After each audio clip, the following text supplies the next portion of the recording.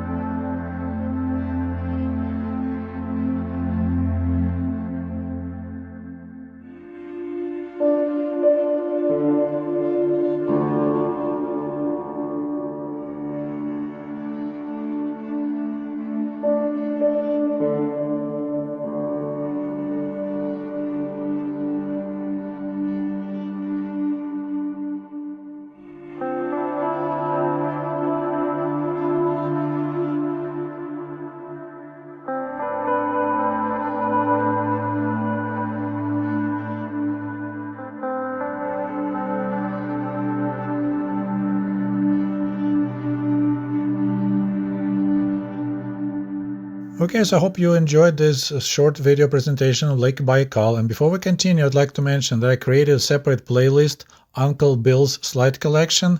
I'll be posting all the videos from his travels, from his slides in that playlist. So according to Uncle Bill's notes, they arrived first to Irkutsk, and then they took a bus down to the Baikal area. And this is what the presentation, it's a small village on the Lake Baikal.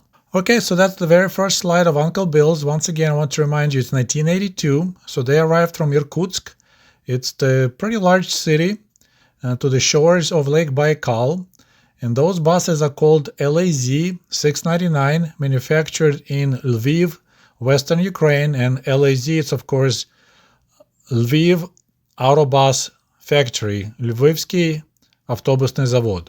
And some of you may remember I already talked about these two kinds of buses that were offered for customers.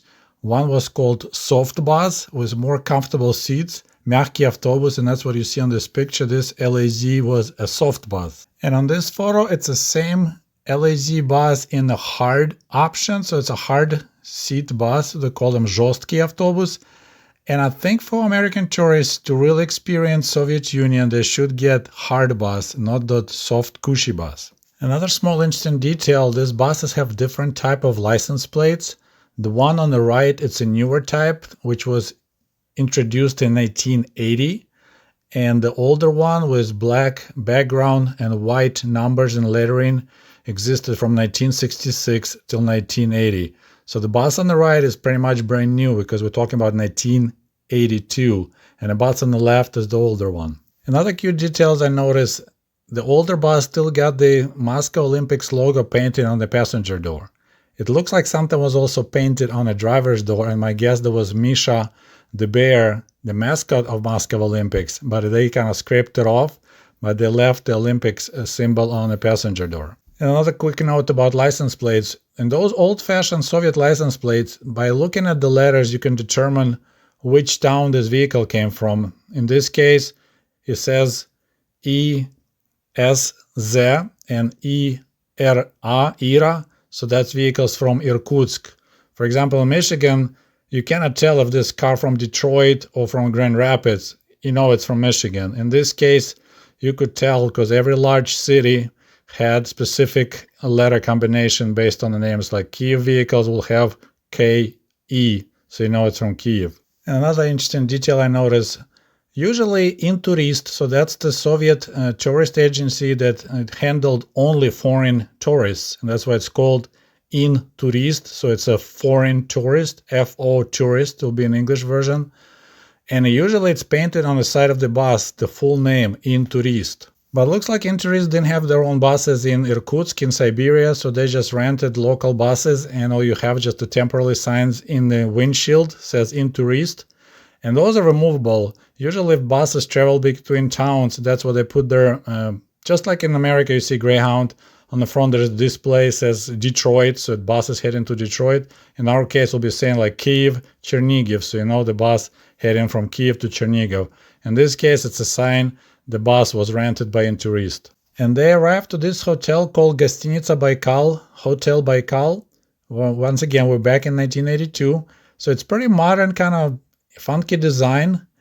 And it looks like it had a flat roof, which is usually not a good idea to have in a climate like Siberia, to have flat roof where you can have a lot of snow piled up. Interestingly enough, this hotel is still in business and went through several ownerships and remodeling. So that was the first remodeling discovered. So as you see, they added the roof, probably to fix the problem with leaky ceiling. And that's the second remodel, probably new ownership again. Obviously, they changed the roof again and they painted the outside. It looks pretty sharp, especially at night. And as I mentioned earlier, this hotel has a beautiful view of Lake Baikal. And this looks like it was taken from the patio, not from the balconies, but still you have a nice view. Okay, another slide of Uncle Bill. So here you see Lake Baikal, surrounding hills, and a highway that's snaking along the shore, and small villages down the road. So they came to visit this small village, which is kind of like a local attraction. It's called Listvyanka. And this picture, I believe it's a pier. So people travel, they take a boat and they travel across the lake to the different locations. But it is actually like a boat station where you can buy tickets and wait for your boat. And there are some local boats. In the front, it looks like a sailboat catamaran style. It might be even in private ownership.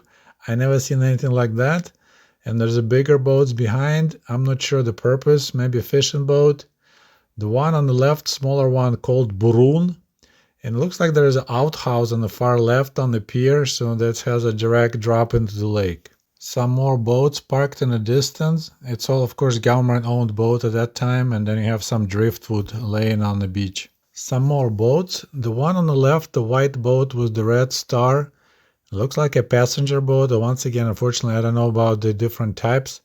It's not raketa, not the one that kind of rises out of the water and goes super fast, but some kind of passenger boat, and then other random ones, and one called Samarodak on the far right. Okay, so here's the passenger boat parked next to that pier.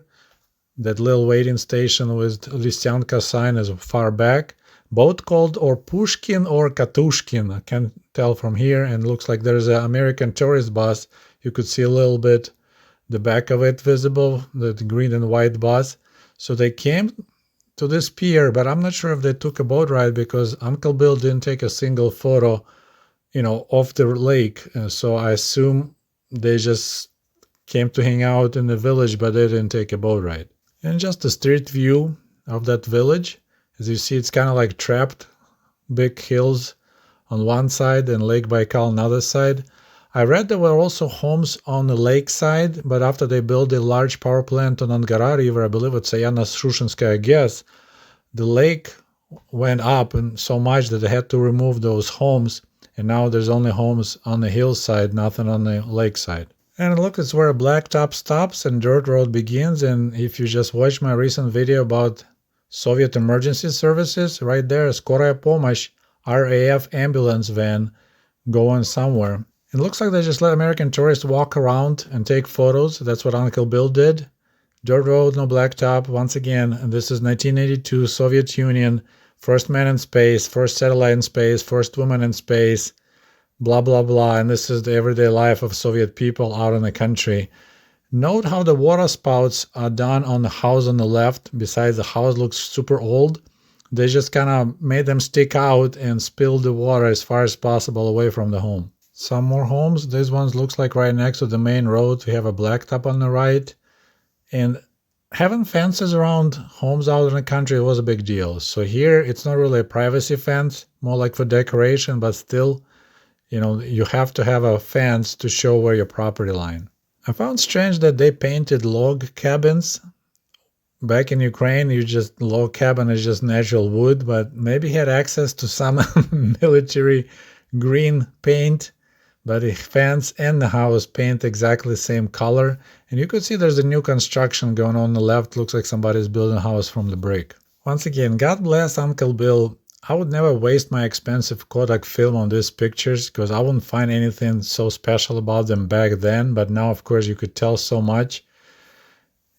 Everyone has a lot of firewood, so this is how they stay warm in the winter, burning firewood, so they definitely don't have natural gas or any other option.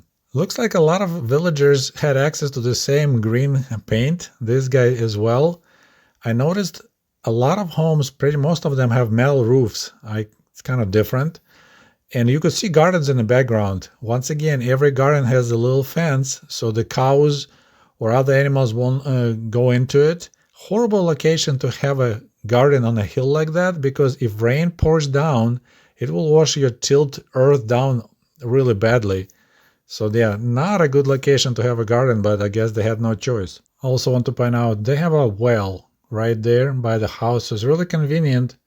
You need to walk on the street, like usually we have to do in Ukraine, but that means the people have no running water as well, which means they have outhouses somewhere, maybe we'll notice them. And also they have some gardening going on right behind the green fence and some up in the hill.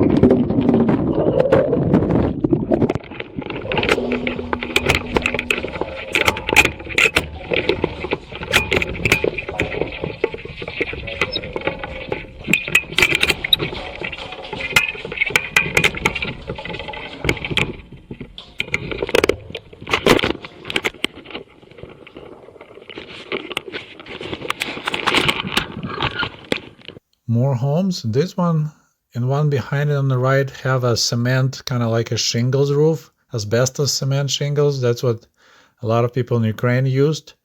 Everyone has a TV antenna on a tall stick, so they're trying to catch the TV signal from Irkutsk. And the privacy fence in the front. Looking good. This weird building in the front, it's the hay storage. I remember they started popping up in the 70s, at least in Ukraine. Before that, they had like a barn-style buildings. So this is a newer construction. So people definitely had a cow. Soviet villagers weren't allowed to have horses, but they definitely had a cow, so they store hay. And once again, you see everywhere a lot of firewood stored because those winters are really cold in Baikal Lake area. Okay, so here we have a new construction going on the left. On the far distance, you see a church and you see cows grazing out in the open field. So this is pretty much normal life out in the village. And I believe right behind the lumber, that's the outhouse with the door wide open. No one is in there, but I believe that's the outhouse. I think we saw that area before, but there's also like a log cabin being built right on the street. I'm not sure why, maybe for sale. Somebody just assembles it.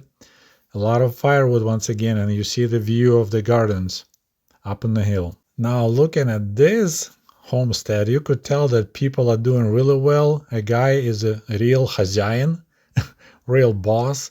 He has a nice privacy fence, super tall gate. It's very impressive. And then in the front of the house, they call it palissadnik. So there's a small fence that you could kind of see through. So you plant flowers there. So that's the pretty area. And then the rest you block from the view because it's none of your business what's going on in my homestead. Although it has a cheaper roof, but otherwise nice decorations on the windows too. Another house, not positive, but it looks like they have a garden in the front of the house, and maybe it's pretty poor location because they had to do wooden boards to walk so you don't get muddy. So probably sits kind of in a low area which is swampy. So yeah, this is doesn't look good. And here's a nice close shot of the log cabin of people that are doing pretty well. So they have a nice shutters, and there's probably a name for the treatment at above the window. Looks like a crown. So that's an expensive woodwork to get those done because it's all done by hand. It's not like came from China. And then you have a palisade in the front where it's supposed to be flowers and some fruit trees. Pretty nice. And I assume those windows probably facing south. So the lady is growing roses right in the windows. Every window has 2 rose plants. So here's another example of so-called palisade, right? So you have a see-through fence that you could see flowers planted around the house. In the windows, there's the flowers as well. Nice shutters in the window crown. And a cow. And another greenhouse with a green fence. I guess everyone had access to that paint in that village. This house reminds me in its shape my grandparents' original house. Although we had less windows. This has like windows everywhere. We had only 2 windows in the front and only 3 windows on the side on the whole length of the house. But otherwise, that's another neat place. And there's also a bench in the front. I'll make a picture closer right now. Actually, I'm going to have to zoom it up because Uncle Bill made another photo. So you see, you walk out of your household and there's a bench to sit outside. That's where you can hang out in the evening, wait for the cows to come home. That's what we did in my village. You know, eat some sunflower seeds, maybe share rumors with the neighbors. And the entry door to the left, looks like a little hole. This is the mailbox. So you just slide letters in the newspapers in that hole, and there's a mailbox inside of the fence. So no one can steal your mail. We have a cow as the main focus point. But what caught my eye is the weird way they build the fence. So you have the vertical fence with the boards in the bottom. I'm not sure what's going on here. Maybe boards in the bottom got rotten, so he just cut them off and laid the boards across. Maybe to prevent from the snow being blown inside of their area. Not sure what's going on there, but it's funky looking fence right there. Owners of this house used to do really well, but not anymore because the house shows the signs of wear and tear that not repaired, like that tall post.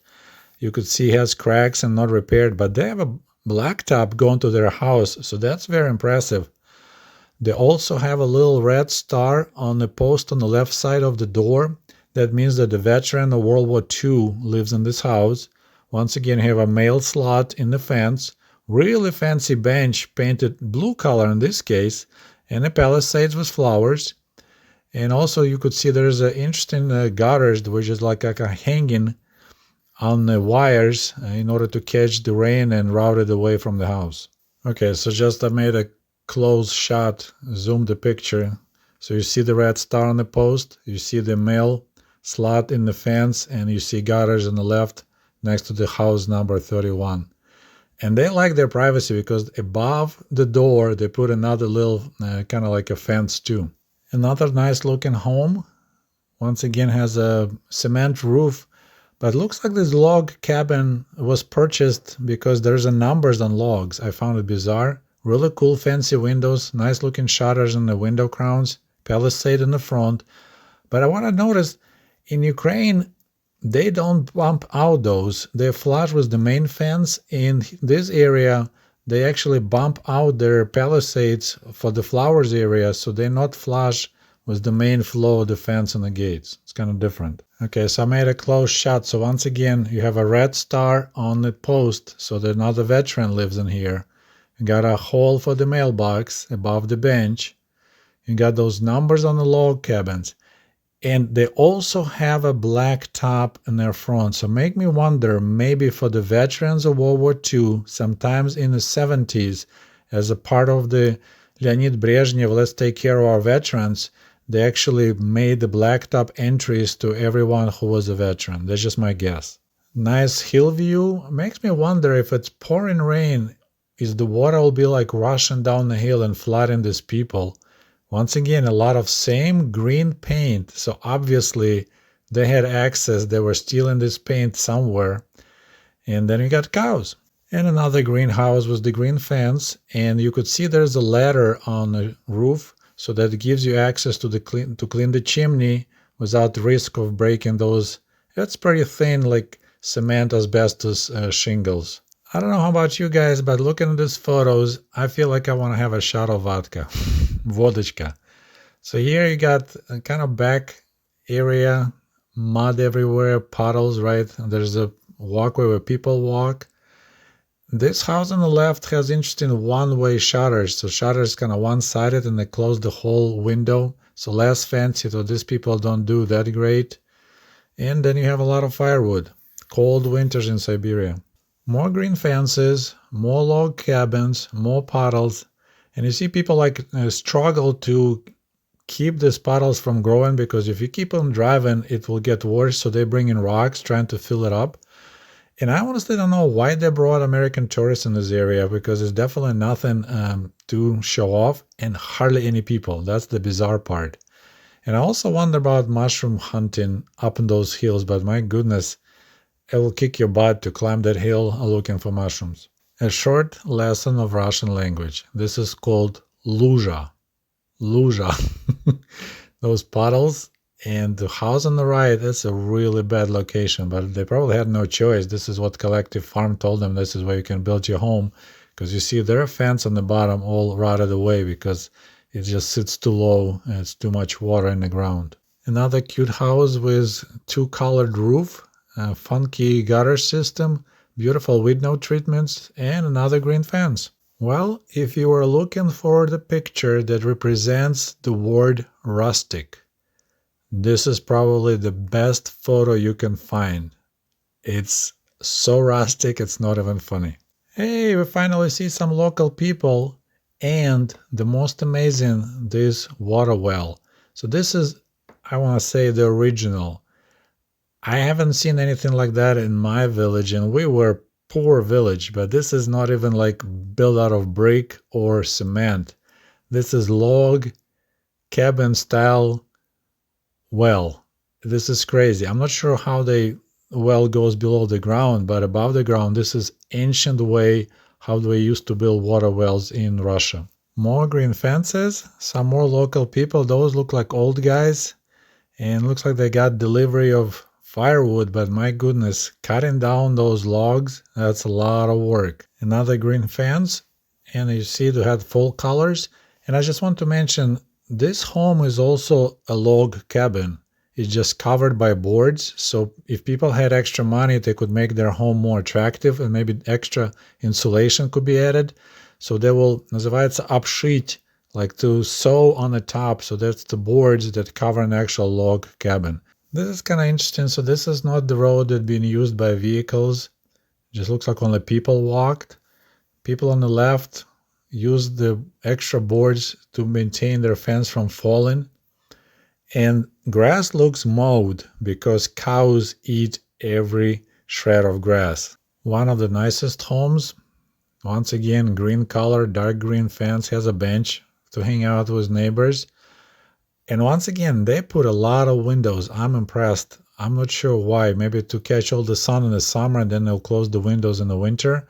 Because usually for the same width, home in Ukraine will have only 2 windows. Here they got 4. Some of you may recognize these photos because I already posted them before on the community page. So there's the people have a nice flowers, they're real flowers in the window, but they are in the glass jar from ikra. So that's like a vegetable paste. They even didn't bother to remove the label, so they use it for the water so the flowers will stay pretty longer. Another interesting idea for window decoration. So you have a statue of elephant, Indian elephant, and some more flowers. And out of all Uncle Bill's photos of windows of Russia, I think this is my favorite. This is the awesome photo. So that's the local store. I would say it'll be general store, magazine, as we say in Russian. Front has puddles, so they even didn't bother to maybe add some more rocks so people can, well, I guess they don't have cars, so they don't need to worry about parking. There's only one motorcycle leans by the wall. And it's interesting also, this little poster on the left. I'll show it a little bit closer for you guys. This is advertisement for the lottery. It says that in денежно-вещевой лотерее можно играть за 30 копеек. So you can play in this money and goods lottery for only 30 kopecks. And you can win, looks like a car or a bicycle.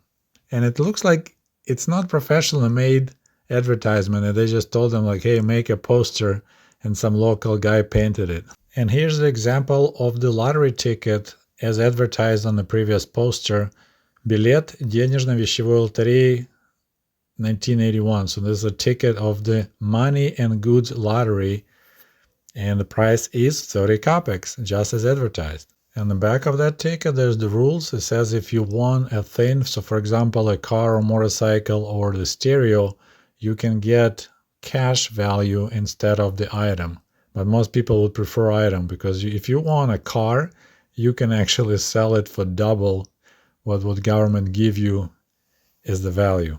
And if you are surprised learning about lotteries in the Soviet Union, I have a video that covered this topic, and I'll provide that link in the comment section. And there's another shot of the local magazine. My guess the store was open because there is a motorcycle parked in the front of it, but there's hardly any people besides this one local cowboy. And there's interesting monuments. So that's for the fallen soldiers. The one on the right is for the people that died fighting for the Soviet government in the Civil War. So that's 1920s. And a smaller one on the left with way more names. That's the people that didn't return from the Great Patriotic War. So they're remnants scattered all over Soviet Union and Western Europe, Eastern Europe. But since they didn't come back, just a list of names. And for that small village, that's a lot of names. And Uncle Bill managed to find some Soviet propaganda posters. We have an image of Lenin. And then next one is a worker holding Soviet Constitution. Then another worker stretching head to shake your hand, and he pushing away the neutron bomb. And below the evergreen tree, that's Leonid Brezhnev, because it's 1982. And the green fence. In continuation, we only see Leonid Brezhnev here on the left. Then workers are screaming for solidarity and peace, мир. Next is за антиимпериалистическую солидарность, for anti-imperialist solidarity. And next one, something долой с лица земли. So I guess rockets, looks like the rockets poking from the ground, poking out. So that's the get rid of the nuclear missiles. Next one, a guy signing giant letters says Mir, peace. And another one, not sure what is that about, but it's another propaganda posters. Nice selection, Uncle Bill. Good job. And before we wrap up, I want to show this socialist realism art by Anatoly Vasilyev, and it's called Baikal, Listvyanka, back in 1961. Well, this is the end, and this is actually how Uncle Bill made his slide presentation. They also had a little slide with this message in the end, so I thought it was pretty cool. Well, I hope you enjoyed this slideshow. As always, please don't forget to like it, and we'll talk to you soon. До свидания. Goodbye.